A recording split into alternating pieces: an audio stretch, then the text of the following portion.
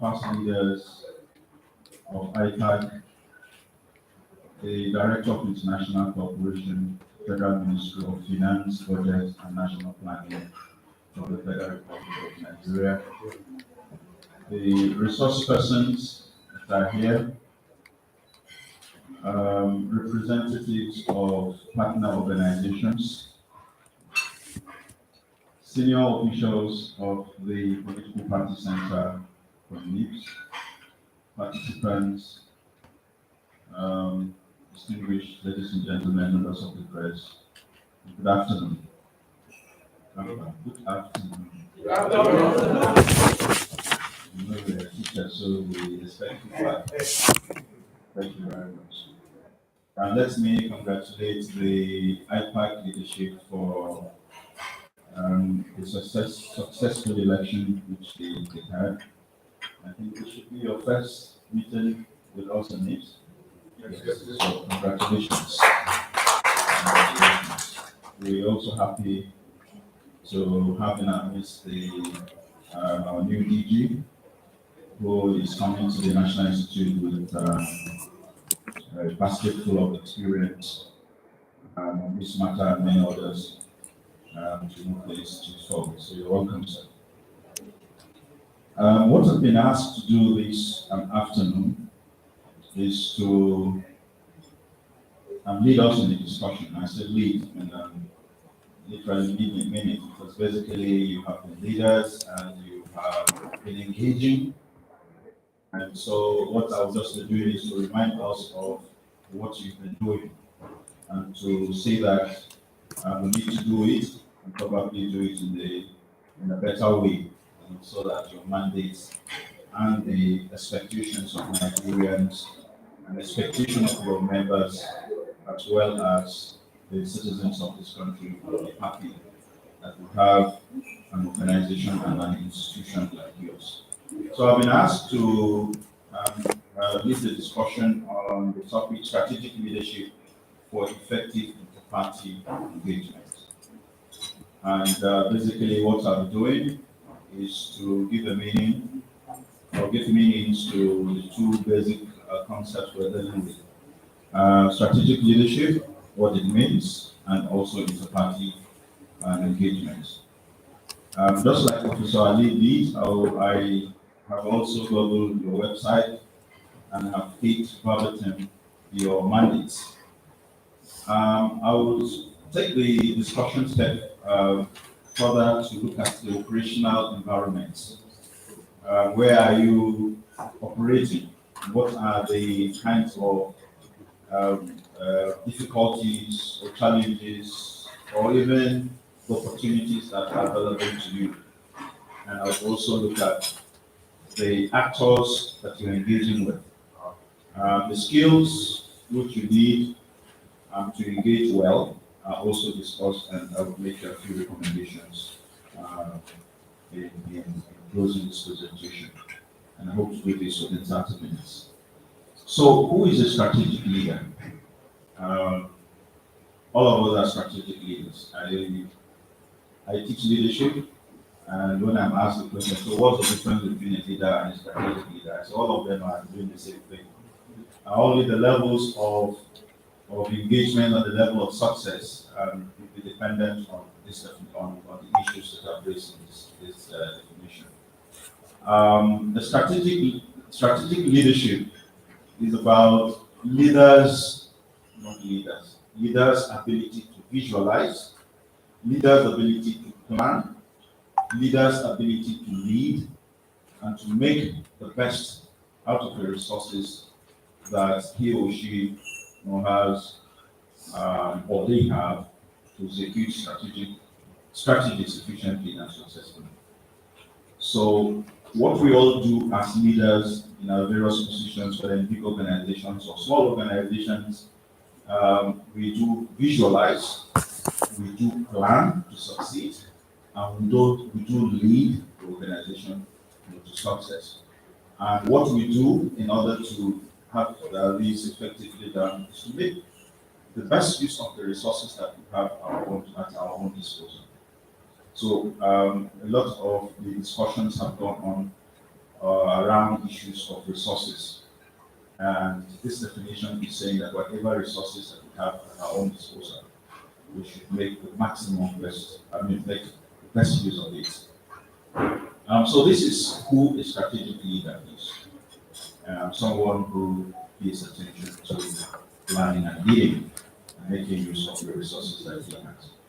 I've listened to you. Some have made their contributions to the point that you don't even have the resources. So what are you managing? But the little that you've been given, either by INEC or whatever, or your personal donations, I consider that as effective use, of the resources. And I listened to the history and the story of those who started out of their pockets. They made good use of those resources that is generated and ensured that the organization moved on. So in engagements, what we often do, or what you often do actually, is you engage in dialogue most of the time with your members who are political parties. And this dialogue requires that politicians properly engage with one another to reflect, to exchange views, and to seek consensus on the best solutions for citizens. So basically what you do is not just for political parties, but citizens of the country which political parties are interested in improving their conditions of living. So that necessarily means that you need to engage one another in the process. And we have to do this because polarized relations between countries' political parties makes it very difficult to pursue reforms that are needed for the development of democracy, development of peace, and the development of the nation. So, and that's one of the main reasons for your formation, to ensure that you don't remain as polarized political parties, but as groups that can move the country forward. So you need trust and cooperation amongst yourselves at intra-party level and also at inter-party level. So within your parties, you're interested in the cohesion, of the party and also with some other parties. So that's what you have been doing, and this is embodied or embedded in your mandate, which is in your constitution. And I collected this from the website, that your mandate is to promote dialogue and adjudicate between or among political parties. You're interested in promoting the mutual interests of all your members who are political parties in Nigeria. You want to contribute to peaceful, free, fair, credible, and transparent elections in the country. You're interested in promoting the adherence to the provision of the code of conduct, which you have made mention of severally in the last discussion. And you also are to advise and work harmoniously with the Commission in the discharge of its functions. So this is what you have pledged to do as an organization, and at least from the story told by Professor Ali in the first lecture, I pointed to some of your own contributions towards these mandates. Although you still have a lot to do in the fulfillment of this mandate. And this is basically why you have not fulfilled these mandates, probably would be because of the operating environment. You're operating in an environment, and the environment has shaped, or the environment has influenced your workings. But let me start from a positive note. At least the environment which you are working in have frameworks, as our own constitution. We have policies around political parties. We have institutions that regulate political party behaviors like the INEC and other bodies that are embedded in our constitution, those who regulate your finances and campaign finances and so on and so forth. We have, so on a positive note, I think we have all this, and some of you have cooperated and are working towards ensuring that this frameworks, these policies, institutions guide your activities. But I want to point out that the political environment which you are operating in is sometimes shaping your own functions and is shaping your attitudes, towards working as Ipac. And I point out to the competitive nature of the political system in Nigeria. It's very, very competitive. You can imagine that it took some months to even agree on how party primaries can be organized. And the debates, around this, whether it was going to be direct or indirect, or whether it's going to be consensus. And someone was making the point yesterday, not today actually, it was Sam, that the consensus convention that was held on Saturday was a reflection of this kind of competition in the process. It's not bad, it's democratic, but it should be done in such a way that people are not excluded. The political environment is full of rancorous, attitudes, interest-driven behaviors. Yes, sometimes democratic, but sometimes authoritarian ways of handling issues, either within political parties or between parties. Some of the parties are exclusionary, and the politics around exclusion is very, very strong. So when women are now barricading roads and knocking on the doors of the parliament, you definitely know that this point about exclusion is very, very strong. And I think the suggestions that have been made, put on the table here, basically explains the fact that we need to do better in order to increase the level of inclusivity. High level of political mobility among the actors.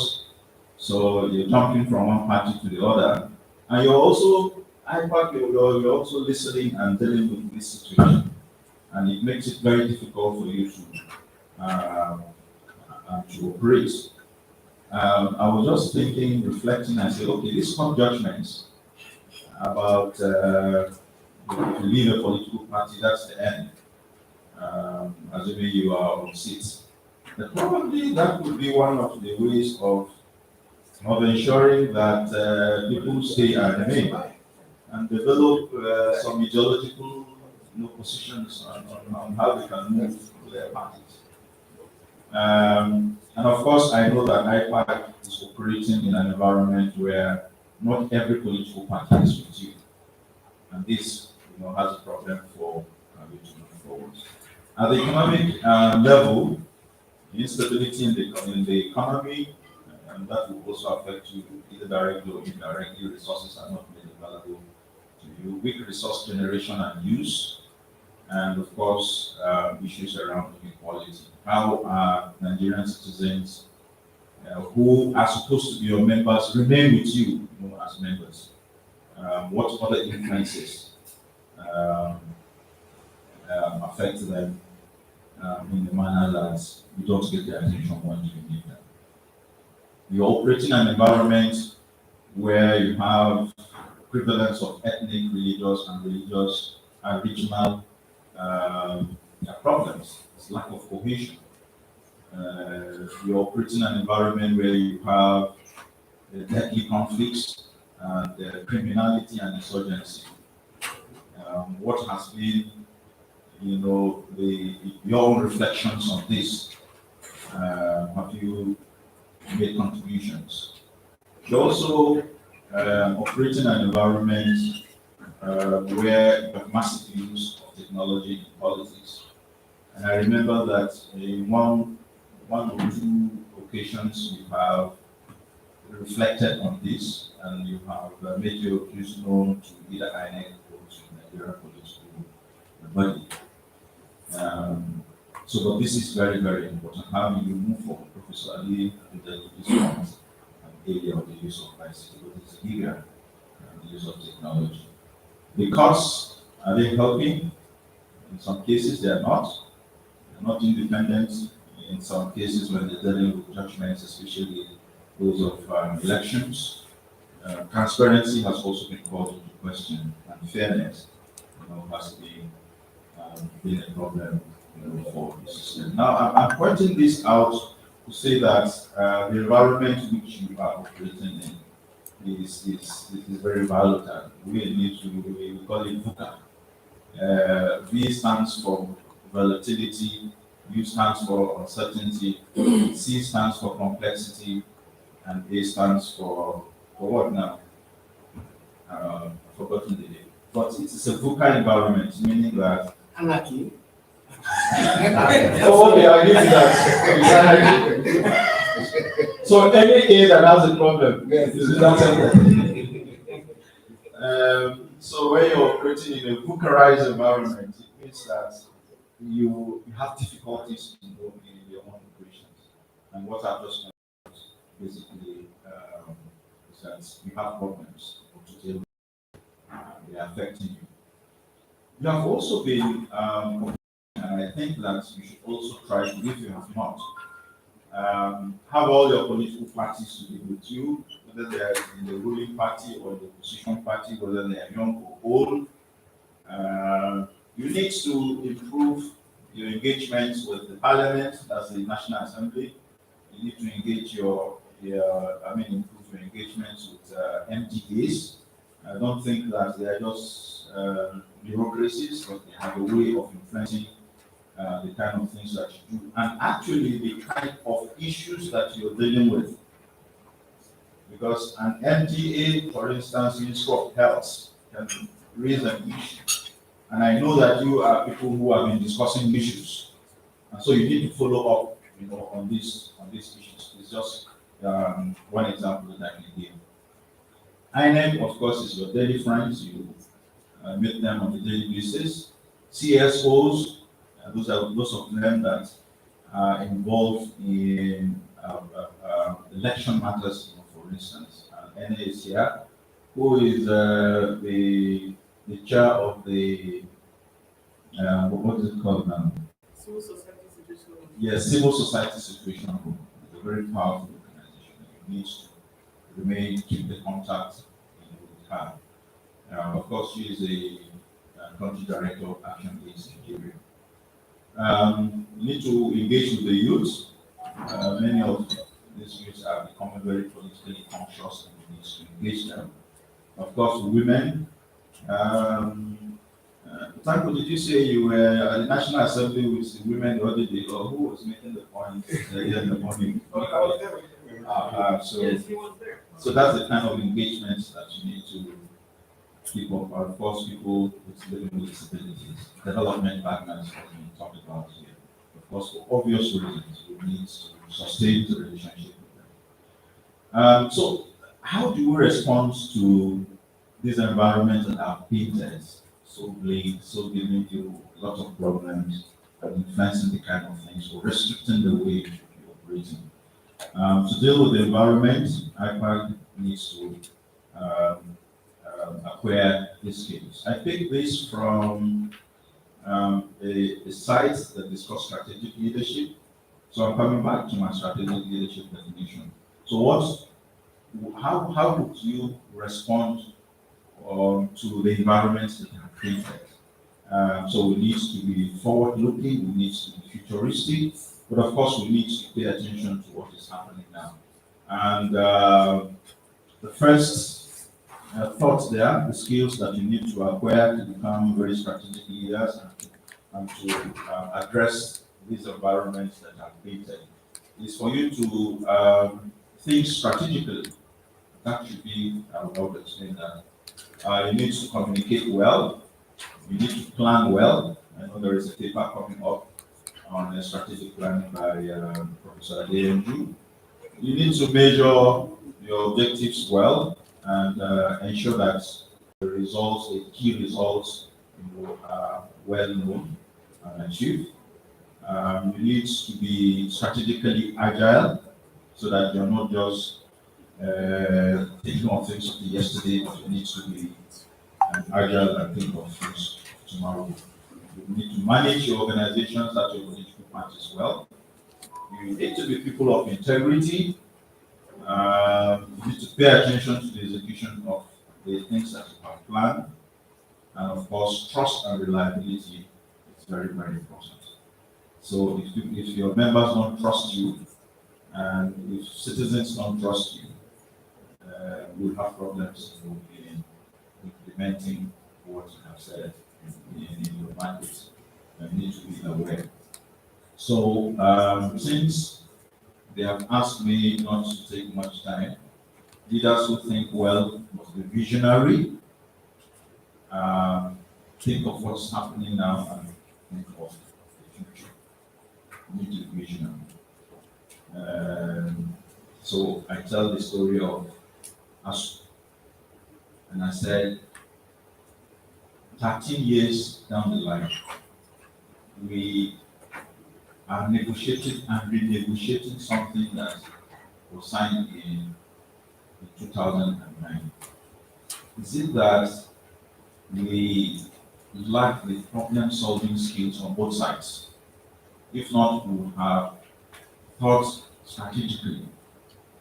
And secondly, we need to also ask the question, those who are vying for political positions, what have they or the parties been thinking about solving this problem? Because this is a unique problem. You don't need to just talk broadly about education. There are serious problems with education. And one of them is these strike actions. So how are we going to address it? What concrete actions are we going to address?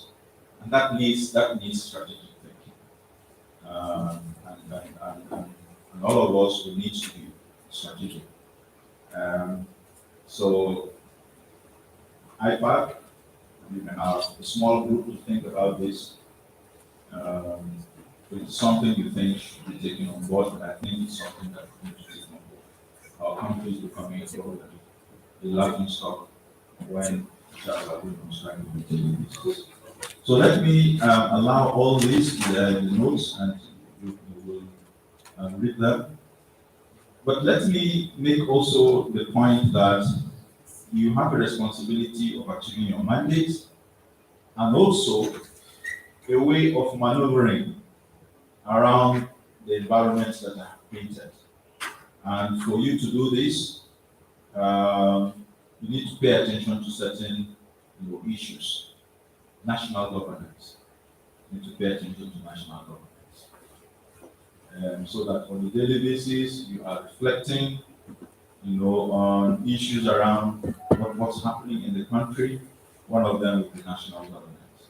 I'm happy and followed your contributions towards the reforms of the electoral law, and your contributions were quite strong, and you followed up, and of course the outcome is there for us to all see.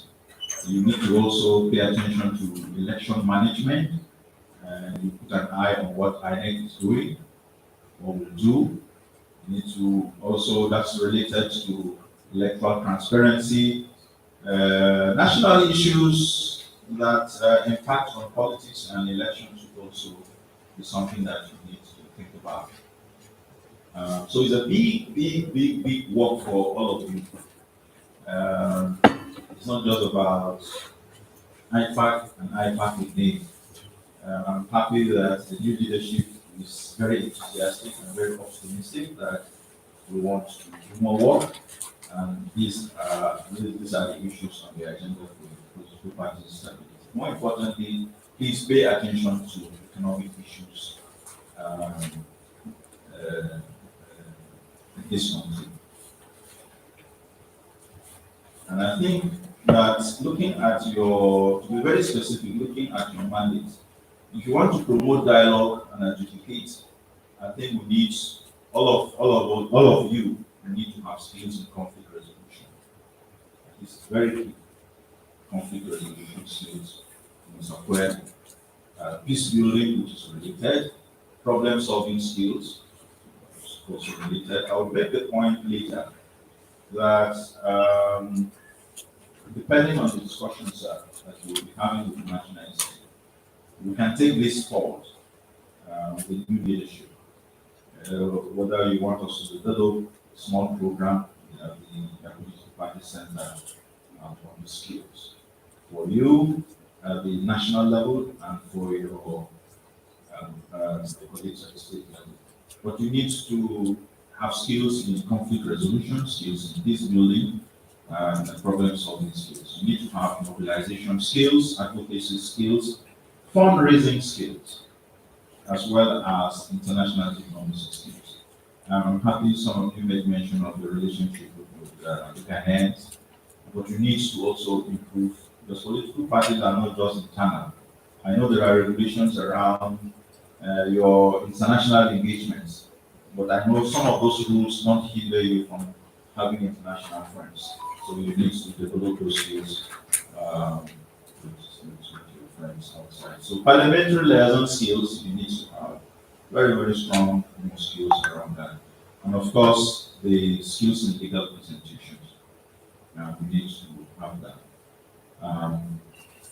So all this will help you in achieving your mandates, in addition to addressing the environment that I'm talking about.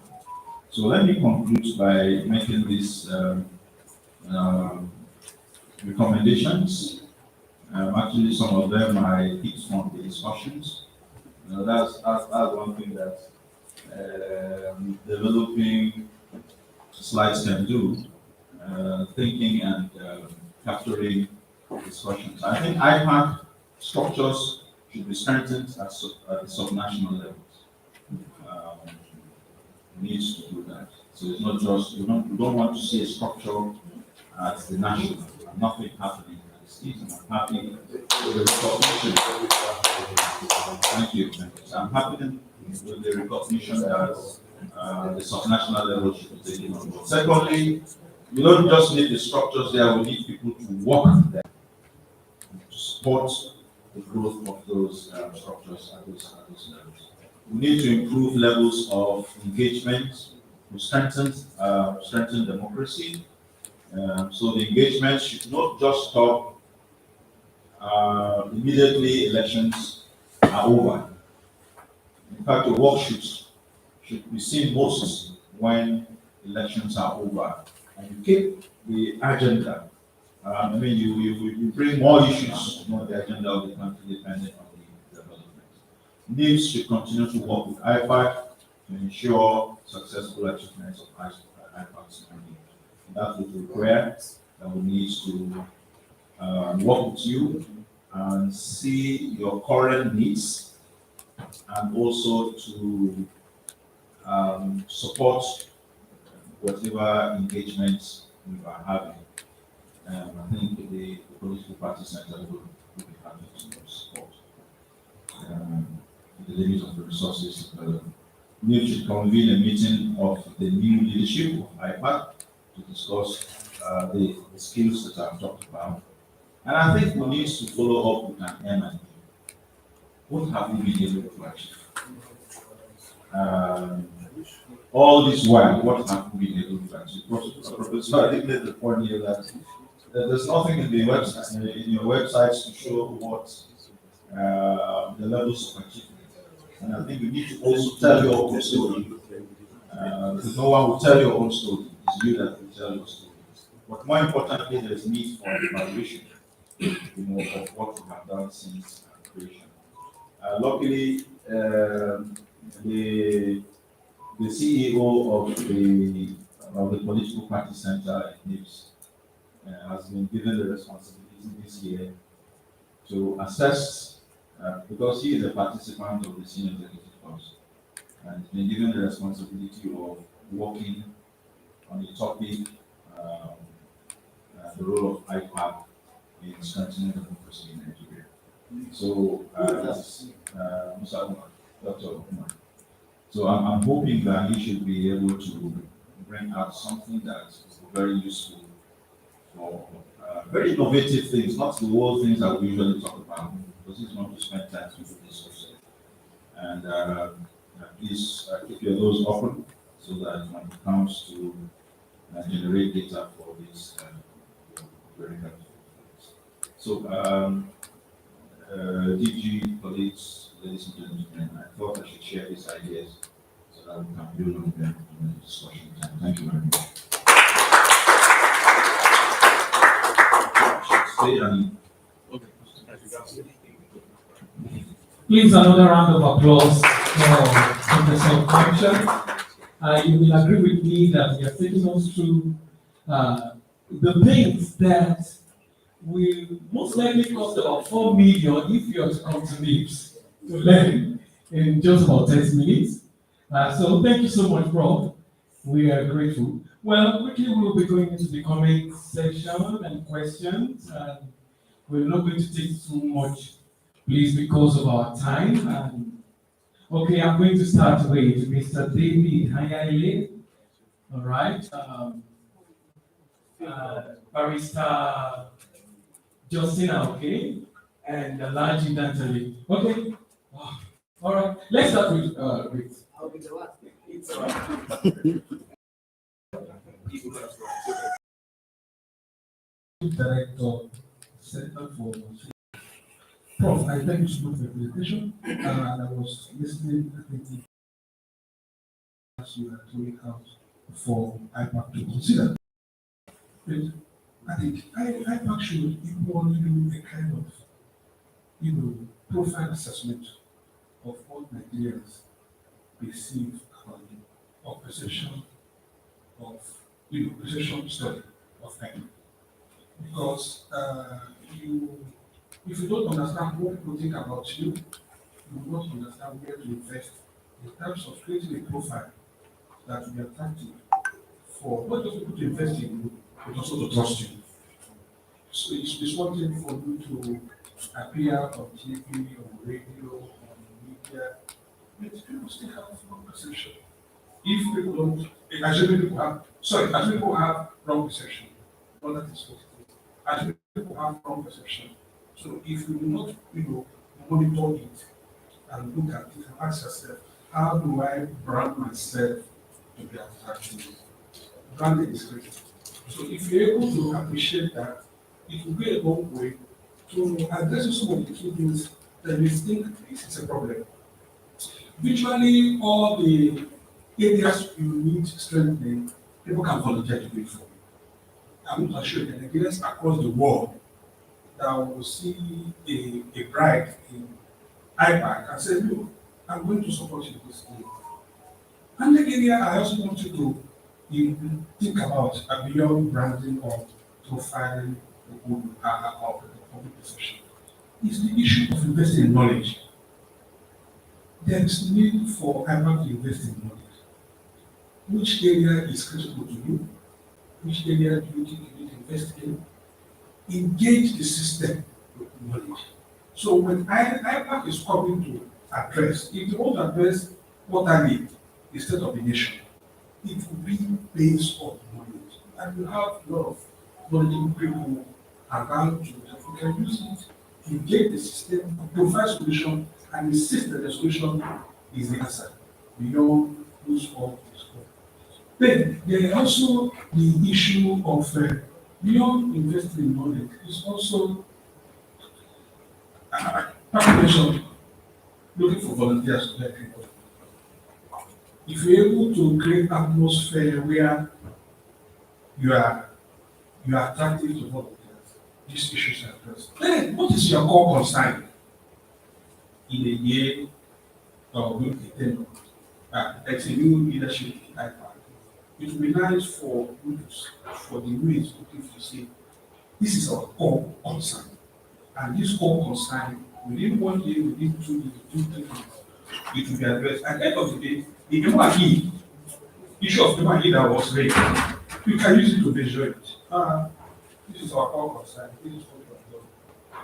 If there's challenge, this is the challenge. If there's no challenge, this is how to take it up in order to improve. Thank you so much.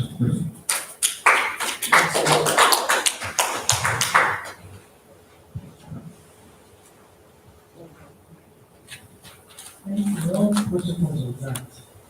I want to appreciate what the previous profs have told us and appreciate the background of what people like past leaders like Peter also said was that we actually need finances to carry out our enormous responsibility.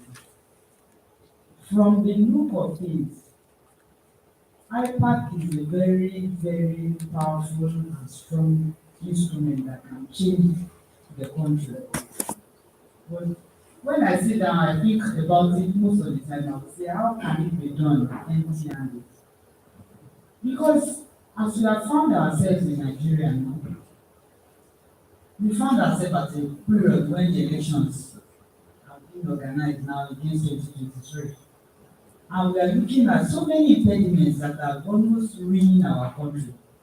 Put our country at the precipice and put our country in a very dangerous position.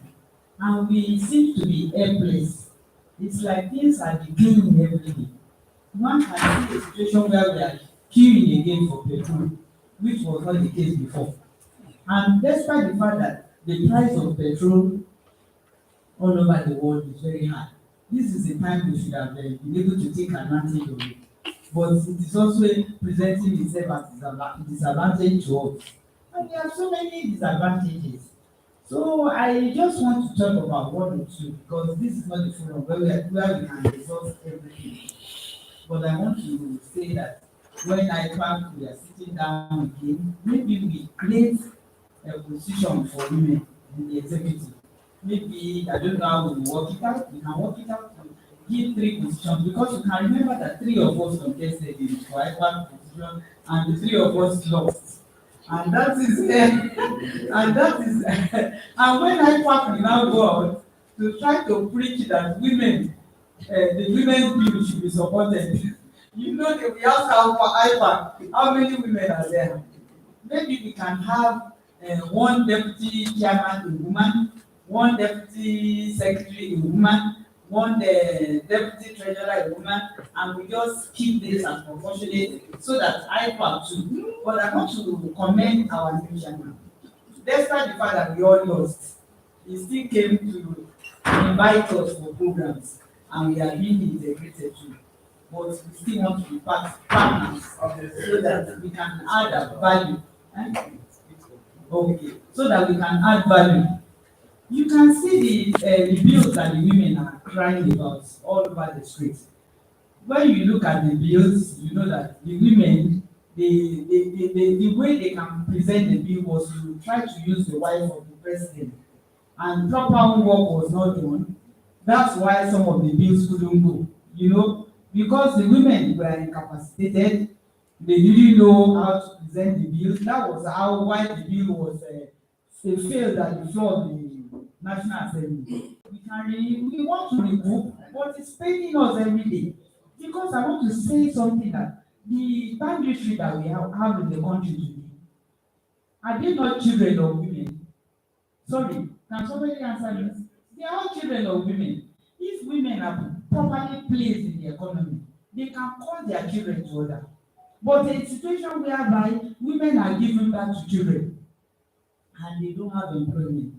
If you see women that are looking for work, you hear their testimony, you will sympathize with women. A woman gave testimony in my presence about having 4 children that she cannot train, and then she was just a cleaner in United Nations, and she lost her job, and she was miserable with 4 children. Until somebody came to her age to represent women, they said they called her back when they heard her story that this woman had 4 children to take care of, and they returned her as a cleaner. They now called her back to United Nations. These are our foreign partners, they are kind. And we in Nigeria, we don't even have such respect for women. Until a situation where women can be assisted holistically, we cannot go anywhere. I have contested the election before. And each time I contested the election, my problem is finance. I was telling this lady, no one has ever come to aid me. Whereas I have seen elections where this bullion, we bring money that has been contributed. You know what they call bullion? I think I use the correct language. Bullion bag. I forgot to put it. Thank you very much, man. We close up the session of the proceedings. Next one. So, thank you very much, man. I'm grateful.